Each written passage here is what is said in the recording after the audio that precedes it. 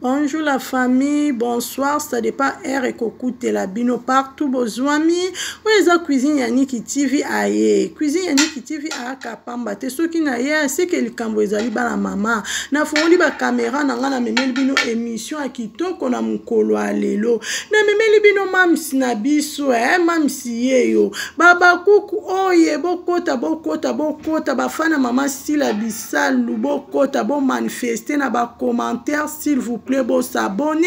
bon aimer, bon commenter, bon partager vidéo par-ci par-là. Au moins qu'on a bino cuisine Yannick TV, toujours ça toujours musala na biso, balobim boulot et les kamalobane belé quoi. Toujours soutenir mam sinabiso na tous les domaines. Et on a même là qui bino bande konanga mam sinabiso kopé sa kaka ba merci et belé pour na film et à réclamation ndenge bo consommer, ndenge bozo talango par-ci par-là. Aye vraiment kopé ça ba merci alobi yendenga zawana aza mama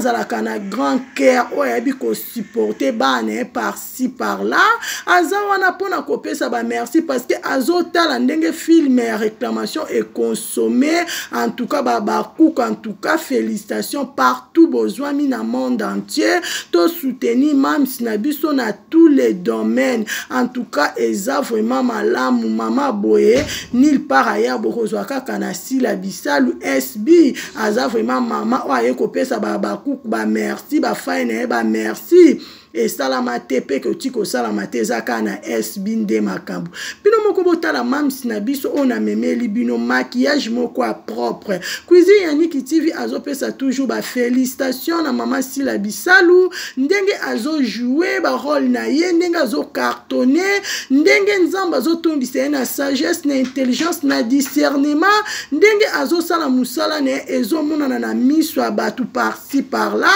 en tout cas tozana pona kopetela maboko koloba bravo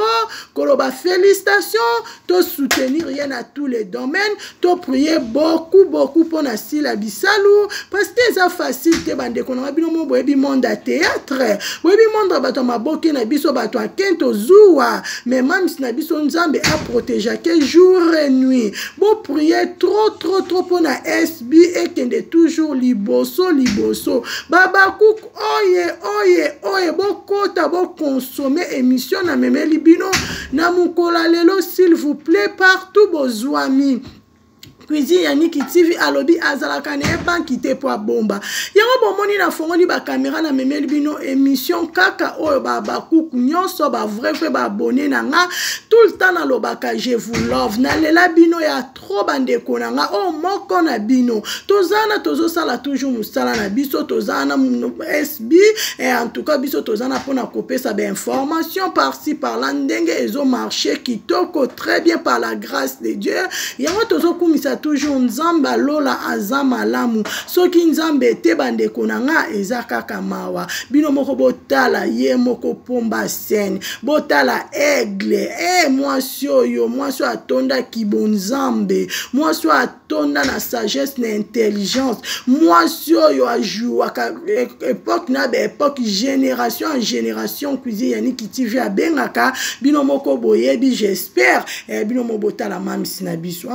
nil par ailleurs babina SBND makambo biso tozana tozo soutenir mam na biso na tous les domaines toko prier pour na ye na tous les domaines tozana tosa toujours musala na biso bande konanga na lela bino ya trop ba vrai ba abonné na baba kuka monde entier mam si vraiment ekopesa merci na baba kuku nyonso apesi merci na ba vrai na ba abonné nyonso cuisine Yannick TV baba kuku nyonso monde entier o bazota la film réclamation ti lelo déjà si là qui me besoin consommer toujours